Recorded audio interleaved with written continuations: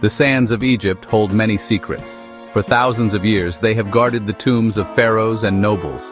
Recently, a great discovery was made. In the ancient necropolis of Dra Abu el Naga, new tombs were found. These tombs are about 3,500 years old.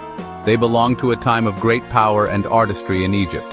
This discovery shines a new light on the lives of the people who lived during the New Kingdom. These tombs were hidden from sight for millennia. They lay undisturbed, waiting for us to find them. The announcement of their discovery sent ripples of excitement through the archaeological community. It also captured the imagination of people everywhere. Imagine the moment the first stone was moved. Imagine the first glimpse into a world sealed for centuries. This is the magic of archaeology. It connects us directly to our ancestors. The air inside these tombs was still. The artifacts were waiting just as they were left. The tombs of Dra Abu el Naga are not just holes in the ground. They are time capsules. They tell us stories of life, death, and belief in ancient Thebes. Thebes was a magnificent city. It was the religious heart of Egypt during the New Kingdom. The nobles and important officials who served the pharaohs were buried here. Finding these tombs helps us understand their world better. Dra Abu el Naga is a very important place. It is located on the west bank of the Nile at Luxor. This area is part of the vast Theban necropolis. For centuries, this was the burial ground for the elite of ancient Thebes. The site stretches over a considerable area. It is a landscape dotted with the entrances to countless tombs. Many are still hidden. The hills here are like a honeycomb, filled with passages to the afterlife. Dra Abu el Naga is one of the oldest parts of this necropolis. Burials here began even before the New Kingdom. Some tombs date back to the Middle Kingdom. The significance of Dra Abu el Naga lies in its long history of use. It was a preferred burial site for high officials, priests, and royal courtiers. These were the people who ran the country. They managed the temples. They served the pharaohs directly. Their tombs are often richly decorated. They contain inscriptions and scenes that tell us about their lives and duties. The tombs also reveal their hopes for the afterlife. The proximity to the Valley of the Kings, where pharaohs were buried, made it a desirable location. They wanted to share in the pharaoh's eternal journey. One of the newly discovered tombs belonged to a man named Amenemhat. His title was Goldsmith of Amun. He created beautiful objects for the temple of Amun-Ra at Karnak. To be a goldsmith for this temple was a prestigious position. Amenemhat lived during the 18th dynasty. This was a period of great wealth and artistic achievement. His tomb is a T-shaped structure, common for the New Kingdom. Inside, archaeologists found evidence of his life and status. The discovery provides valuable information about artisans of his time. The tomb of Amenemhat, the goldsmith, was not just a burial place. It was a carefully prepared, eternal dwelling. It was designed to provide everything he would need in the afterlife. The walls of such tombs were often decorated. These decorations would include scenes from his life.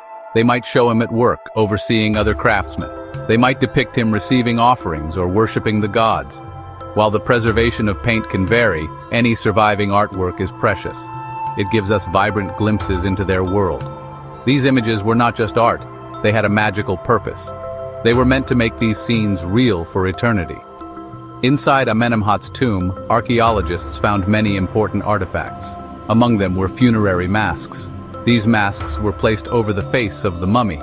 They were often made of cartonnage, which is linen or papyrus stiffened with plaster. Some were gilded with gold. The mask helped the deceased spirit, or Ba, to recognize its body. This was crucial for resurrection in the afterlife. The discovery of such masks, even if fragmented, is very exciting. They are personal items, closely connected to the individual. They represent the face they would wear for eternity. The discovery was not limited to Amenemhat's tomb alone. Close by, the archaeological mission unearthed 2 other burial shafts. This is common in a dense necropolis like Dra Abu el Naga. Tombs were often clustered together, sometimes belonging to family members or colleagues. These additional finds broaden our understanding of the community buried here. While perhaps not as elaborately decorated or as rich in artifacts as Amenemhat's, they are still very important. Each tomb represents a life, a story, and a connection to ancient Thebes. They contribute to the bigger picture of this society. One of these additional burial shafts likely dates to the same period, the 18th dynasty. Inside, archaeologists found human remains. There were also fragments of wooden coffins. These coffins were often painted with religious texts and images of gods. They protected the mummy. They also provided magical assistance for the journey to the afterlife. Even fragments can be informative. The style of decoration, the type of wood, and any inscriptions can help date the burial. They can also give clues about the status of the deceased. Every piece of wood, every painted line is a clue. The second additional shaft also contained burials. The tombs discovered in Dra Abu el Naga date to the New Kingdom period. This era lasted from about 1550 BCE to 1070 BCE. It included the 18th, 19th, and 20th dynasties. This was a time of unprecedented power, wealth, and cultural achievement for Egypt.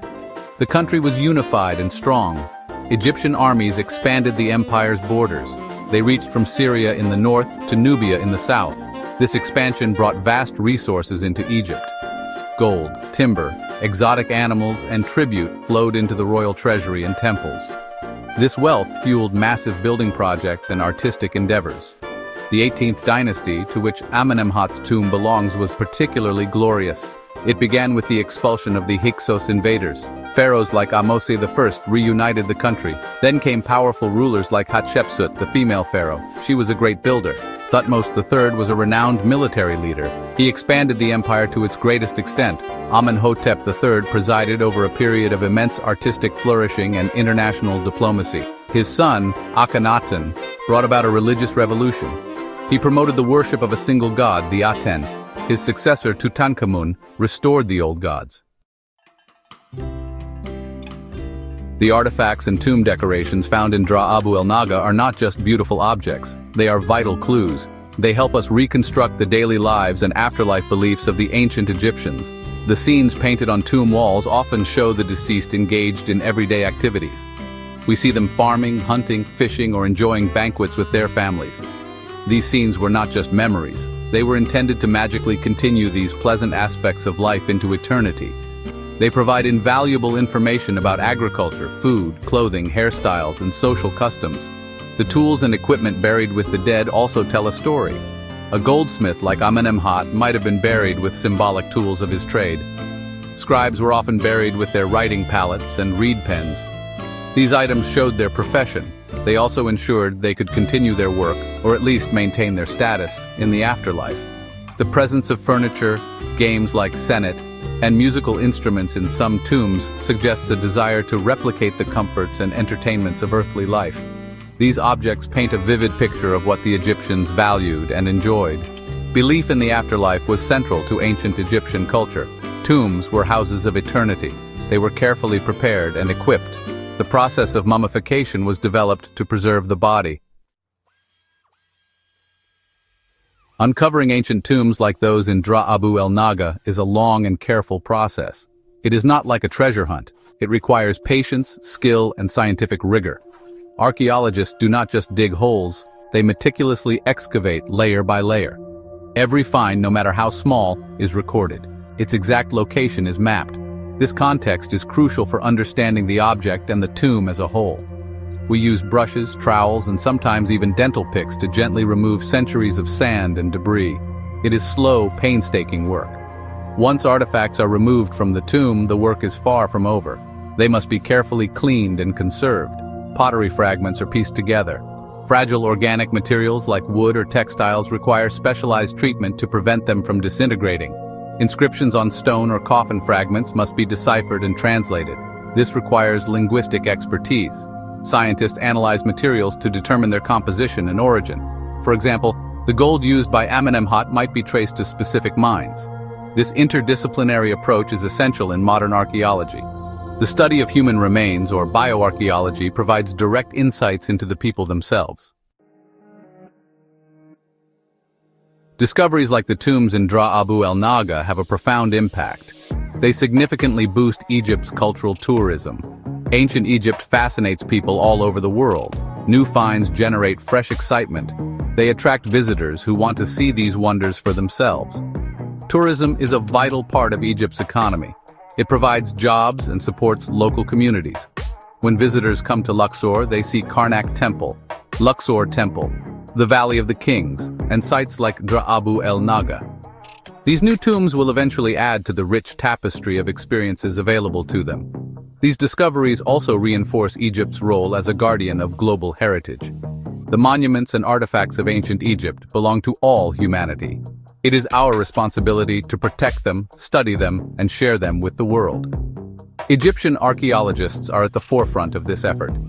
We are working tirelessly to uncover and preserve our rich past. International collaborations are also important. They bring expertise and resources.